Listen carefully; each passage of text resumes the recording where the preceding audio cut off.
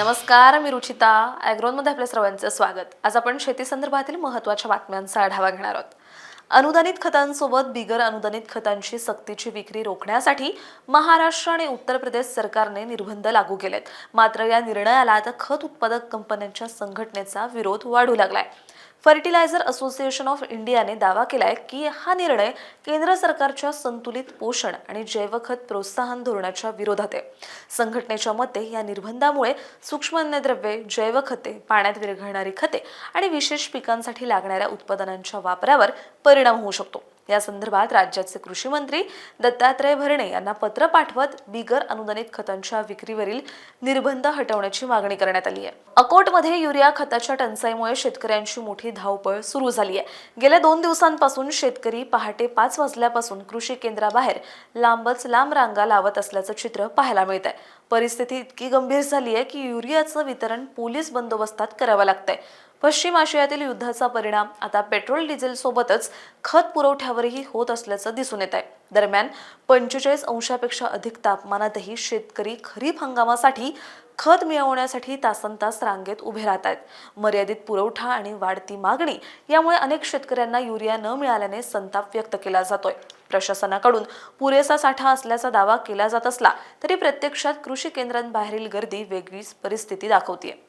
सर्वसामान्यांना पुन्हा एकदा महागाईचा मोठा झटका बसलाय. तेल कंपन्यांनी गेल्या 10 दिवसात चौथ्यांदा पेट्रोल आणि डिझेलच्या दरात वाढ केली आहे. सोमवारी म्हणजेच काल पेट्रोल प्रति लिटर 2.61 रुपयांनी तर डिझेल 2.71 रुपयांनी महागलं. या दरवाढीनंतर मुंबईत पेट्रोलचा दर 111.21 रुपये प्रति लिटर तर डिझेलचा दर 97.83 रुपयांवर पोहोचलाय. दिल्लीतही पेट्रोलने 100 रुपयांचा टप्पा ओलांडलाय. 15 मे पासून सुरू झालेल्या दरवाढीत आतापर्यंत पेट्रोल डिझेलच्या दरात जवळपास 7.5 रुपयांची वाढ झाली आहे. जागतिक बाजारातील कच्च्या तेलाच्या वाढत्या किमती आणि रुपयाची घसरण यामुळे इंधन दरवाढ होत असल्याचं सांगितलं जात आहे. तुर्कस्तान, अफगाणिस्तान, अमेरिका आणि चीनमधून वाढलेल्या बेदाणा आयातीमुळे महाराष्ट्रातील बेदाणा उद्योग मोठ्या संकटात सापडलाय. बेकायदा आयात आणि कमी दरातील विदेशी मालामुळे स्थानिक बेदाण्याचे बाजारभाव दबावात आले असून उत्पादक शेतकऱ्यांना मोठा आर्थिक फटका बसतोय. नाशिक, सांगली, सोलापूर आणि पुणे परिसर हा देशातील प्रमुख बेदाणा उत्पादन पट्टा मानला जातो. लाखो शेतकरी या उद्योगावर अवलंबून असताना कमी मूल्य दाखवून आयात शुल्क चुकवेगिरी आणि चुकीच्या कंट्री ऑफ ओरिजिनचा वापर केल्याच्या तक्रारी वाढल्यात. भारतीय बेदाणा उद्योग वाचवण्यासाठी आयात नियंत्रण, निर्यात वाढ, ब्रँडिंग आणि सरकारी सहाय्याची मागणी शेतकरी करतायत. केंद्र सरकारने कांदा खरेदीसाठी जाहीर केलेला 1235 रुपये प्रति क्विंटल दर हा उत्पादन खर्चालाही परवडणारा नसल्याने शेतकरी संतप्त झालेत. त्यातच आता कांदा खरेदी केंद्राच्या वाटपावरून नवा वाद निर्माण झालाय.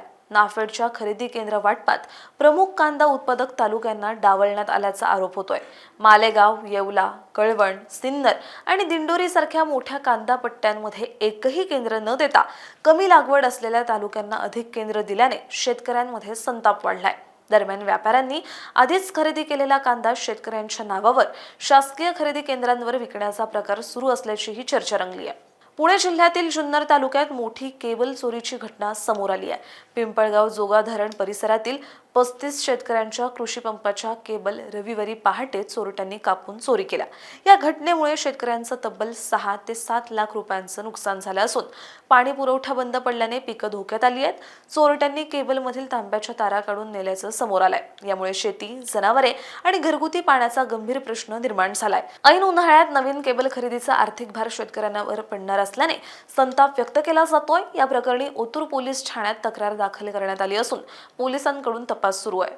तमिळनाडूचे मुख्यमंत्री सी. जोसेफ विजय यांनी सोमवारी म्हणजेच काल 25 मे रोजी अल्पभूधारक शेतकऱ्यांनी घेतलेल्या 50,000 रुपयांपर्यंतच्या आणि मोठ्या शेतकऱ्यांनी घेतलेल्या 5,000 रुपयांपर्यंतच्या सहकारी बँकेच्या पीक कर्जाची संपूर्ण माफी जाहीर केली आहे. या निर्णयामुळे तमिळनाडूमधील 14.22 लाख शेतकऱ्यांना फायदा होणार असून त्यासाठी 2,044 कोटी रुपयांचा भार तिजोरीवर पडणार असल्याचं मुख्यमंत्री विजय यांनी स्पष्ट केलंय. शेतीचा खर्च आणि सध्याची आर्थिक परिस्थिती लक्षात घेता शेतकऱ्यांना दिलासा देण्यासाठी हा निर्णय घेण्यात आल्याचं सरकारने म्हटलंय. नुकत्याच झालेल्या विधानसभा निवडणुकीदरम्यान पीक कर्जमाफीचा मुद्दा हे एक प्रमुख निवडणूक आश्वासन होतं. 23 एप्रिल रोजी निवडणूक प्रचारादरम्यान विजय आणि त्यांच्या पक्षाने शेतकऱ्यांना दिलासा देण्याचं आश्वासन दिलं होतं. आता सरकार स्थापन झाल्यानंतर या निर्णयाच्या अंमलबजावणीची घोषणा करण्यात आली आहे. ग्रामीण भागातील शेतकऱ्यांमध्ये सरकारचा संदेश अधिक प्रभावीपणे पोहोचवण्याचा हा एक प्रयत्न म्हणूनही याकडे पाहिलं जात आहे. या सगळ्याविषयी एकंदरीत तुम्हाला काय वाटतं हे आम्हाला कमेंटमध्ये सांगायला विसरू नका आणि अशाच शेती संदर्भातील महत्त्वाच्या बातम्यांचा आढावा घेण्यासाठी ॲग्रोवनला सबस्क्राईब आणि फॉलो करायला विसरू नका.